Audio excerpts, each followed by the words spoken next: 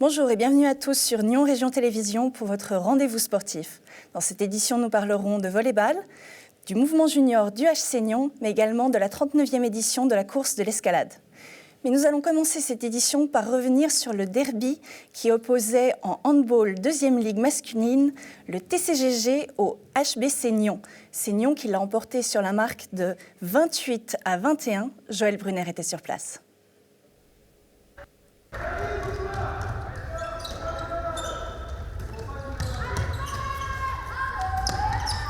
Un derby, c'est toujours compliqué et ça a été compliqué aujourd'hui. Oui, alors ça faisait un moment qu'on n'a pas eu ce derby-là contre Trélay et on se réjouissait beaucoup d'enfin pouvoir jouer contre une nouvelle et une ancienne équipe de la région. Alors bien sûr, il y a la grande motivation des gens qu'on connaît, Simon Cavallini avec qui on a joué longtemps. Et c'est très motivant et on ne s'attendait pas à ce que ce soit autant chaud. Ça fait plaisir, ça fait vraiment très plaisir d'avoir des matchs chauds et aussi voir que Trélay est à ce niveau-là. Et donc on a vu, vous meniez seulement d'un point à la mi-temps.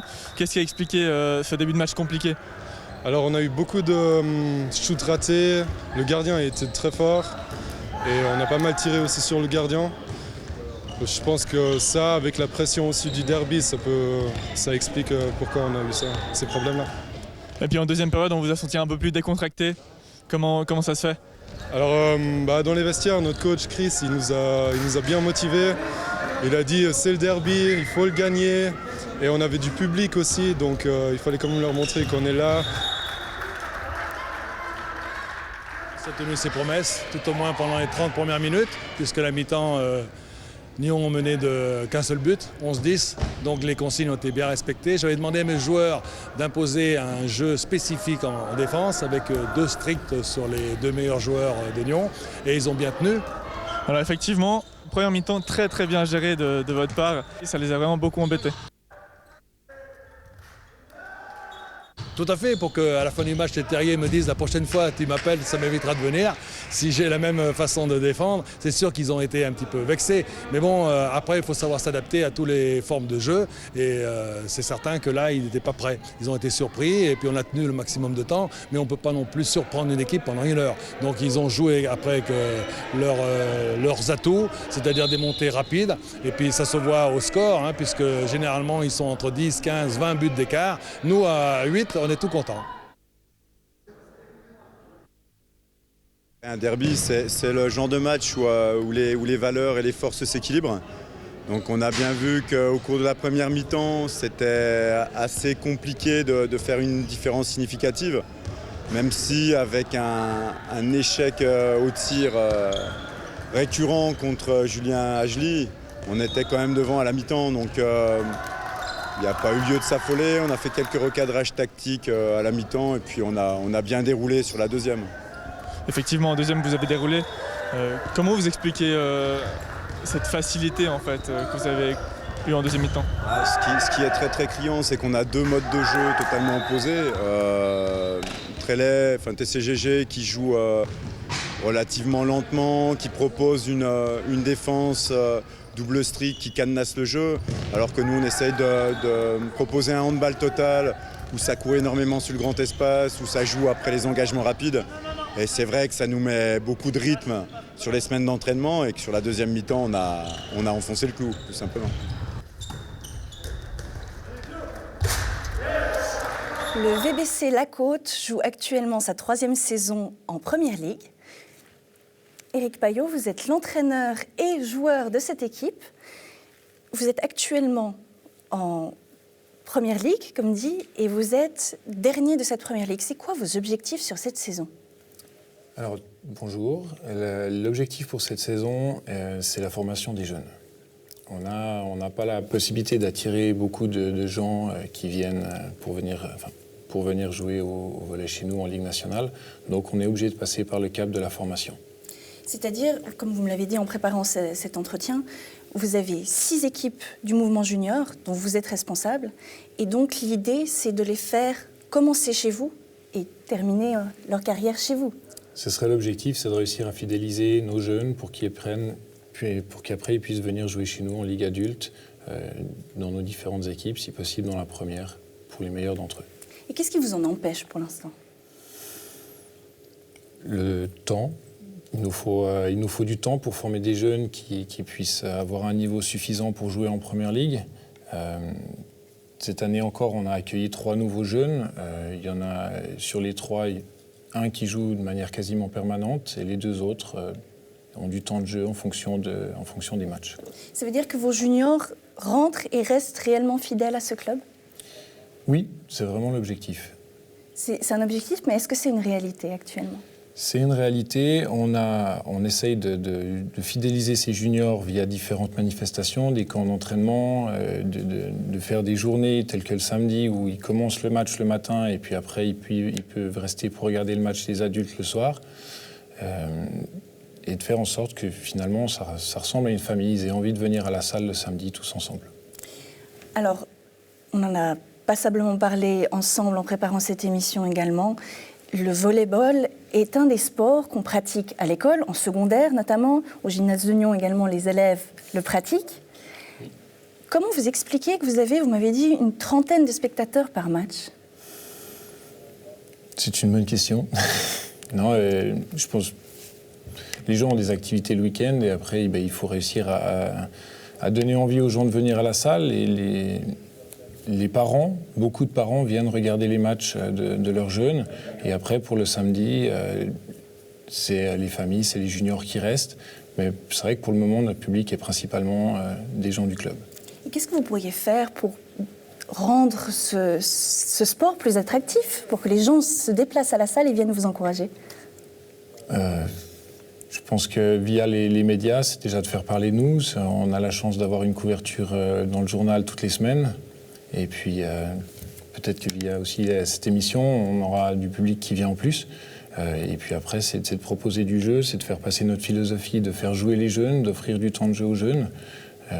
La Première Ligue, c'est une chose, mais chez les dames, on a aussi notre première équipe qui joue en 3e Ligue, qui, sur 13 joueuses, est composée de 11 filles issues du club, qu'elles soient adultes maintenant ou encore juniors. Et puis, pour donner une petite idée du niveau, si on devait comparer le niveau de la côte, comparé au niveau suisse alémanique typiquement, qu'est-ce que ça donnerait? C'est difficile. Non, les Suisses allemands ont une autre mentalité de jeu et c'est vrai que chez nous, les jeunes ont d'autres priorités. Ils viennent souvent au volley, c'est pour faire un sport en dehors de l'école. Et on n'a pas toujours cette même mentalité de combattants qu'on peut retrouver en Suisse allemande.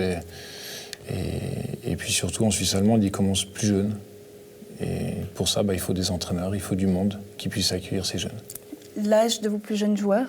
On accueille à partir de 9 ans. À partir de 9 ans. Voilà. Et puis, alors nous, on va vous souhaiter une bonne saison.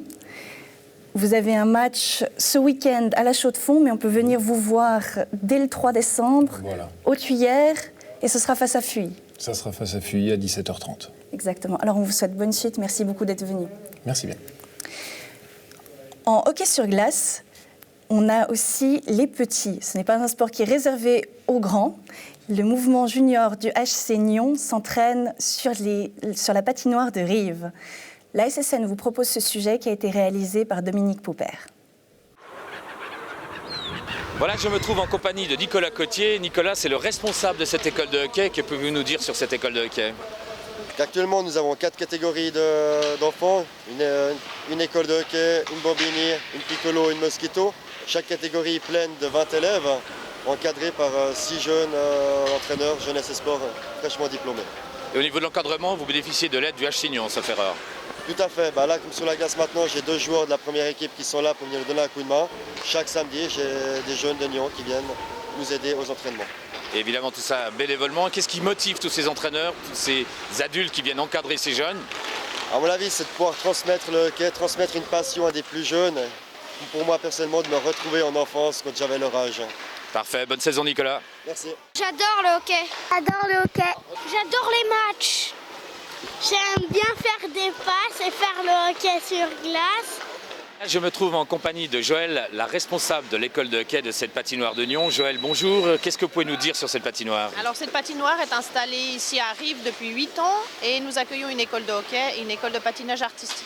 Et Comment tout ça s'organise au niveau du nombre, des jours d'ouverture? Alors le nombre d'enfants inscrits à l'école, il y en a 80 pour le hockey et une trentaine pour le patinage artistique. Et en dehors de l'école de hockey et du patinage artistique, on peut venir patiner librement? Oui, alors renseignez-vous juste pour les horaires parce qu'il y a des plages réservées pour les patineurs et des plages pour les hockeyeurs. Et au niveau location de patins, prix d'entrée? Alors la patinoire est gratuite, l'entrée est gratuite, on peut y louer des patins, 3 francs pour les enfants et 5 francs pour les adultes. Mais si vous avez vos propres patins, c'est gratuit. Et le soir, en semaine? Alors le soir, la patinoire peut être réservée pour une soirée privée et on peut y manger la fondue. Et donc cette patinoire est ouverte 7 jours sur 7? 7 jours sur 7, oui. Et qu'est-ce que vous pouvez nous dire de plus sur la patinoire, sur l'organisation? Alors au niveau de l'école de hockey du patinage artistique, on a des entraîneurs qui sont certifiés jeunesse et sport et les enfants vont pouvoir profiter jusqu'au 12 mars des cours. Et évidemment, pour s'inscrire? Alors pour l'inscription, malheureusement pour cette année, c'est complet.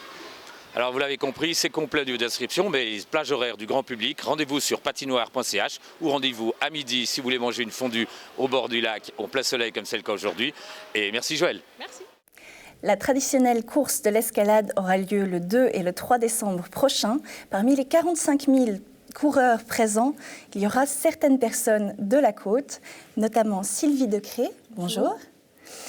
Alors, vous faites partie de ces amateurs, non pas champions, mais vraiment amateurs qui vont faire partie de cette course. Ce sera votre 2e édition. Pourquoi est-ce que vous reparticipez à la course de l'escalade? Alors, il faut admettre que l'ambiance de la course de l'escalade est vraiment particulière, du fait qu'elle est composée de 2 boucles dans la vieille ville. Beaucoup d'habitants ou de spectateurs nous encouragent, on entend notre nom tout au long de la course et c'est vrai que ça crée une ambiance particulière. Et toute l'infrastructure liée à la course aussi est grandiose. C'est vraiment un moment exceptionnel. Vous m'avez justement parlé de cette ambiance. Quand on préparait cette émission, l'ambiance, vous avez dit, c'est incroyable. On retrouve ça nulle part ailleurs parce que c'est votre 10e course. Oui. Et vous avez participé à d'autres courses populaires en 2 ans. Et c'est vraiment indescriptible. Particulier à la course de l'escalade, oui. Alors d'une part, étant donné le nombre de participants qui ramènent les amis, la famille, je pense que ça amène énormément de monde. Et puis c'est vraiment une ambiance particulière. C'est vraiment magique et ça vous porte. Et puis, donc on l'a dit, vous êtes amatrice, ça fait 2 ans que vous êtes mis à la course à pied. Pourquoi est-ce que vous êtes mise à la course à pied? Alors j'ai traversé une période un peu difficile liée à un cancer du sein.